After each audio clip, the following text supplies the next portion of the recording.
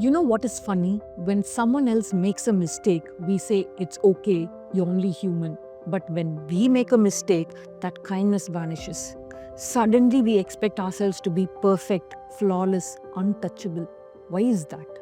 Why is it so easy to forgive others but not ourselves?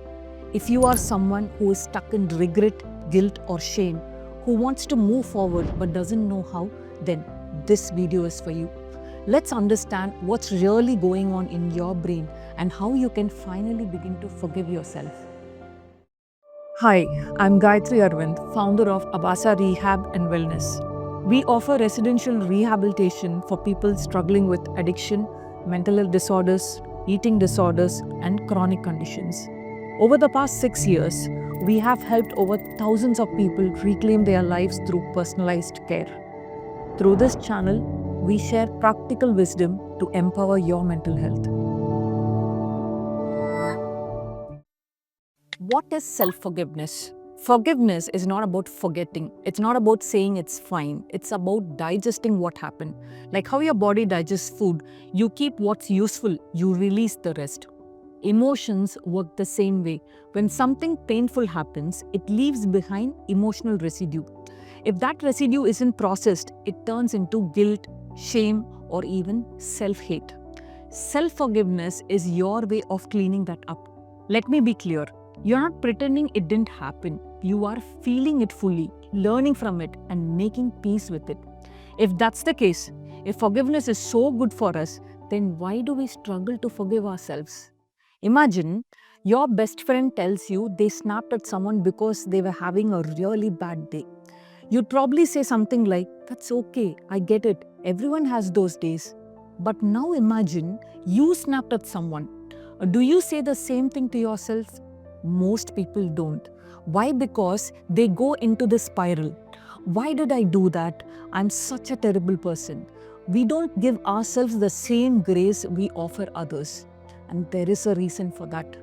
When you mess up, four parts of your brain light up. Number one, anterior cingulate cortex, which detects the error. Number two, default mode network, reflects and ruminates. Number three, amygdala, triggers fear and shame. Number four, prefrontal cortex, brings perspective and logic. Ideally, in a healthy setup, these four talk to each other. You feel guilty, reflect, learn, and move on. Your past experiences, core beliefs, trauma, even social conditioning, they all affect how this system works. And when those influences are too strong, the balance breaks. Your guilt center overfires. Your reflection becomes overthinking. Your fear center stays on, and your logic gets drowned. Over time, this loop will become engraved into your identity. Like, I'm not just someone who did something wrong, I am wrong. If you see, one common feeling among people who struggle with self forgiveness, it's chronic guilt. It's not just an emotion, it's a neuroplastic wound.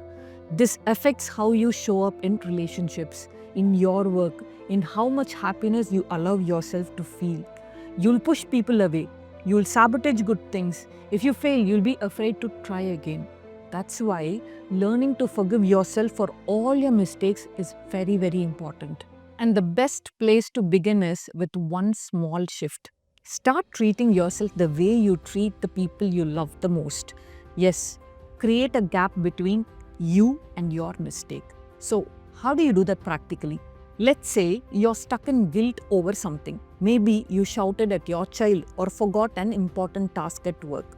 Now, step 1, pause, notice the guilt. Step 2, say to yourself, this guilt is valid, but it doesn't define me. Step 3, ask, if someone I love did this, what would I say to them?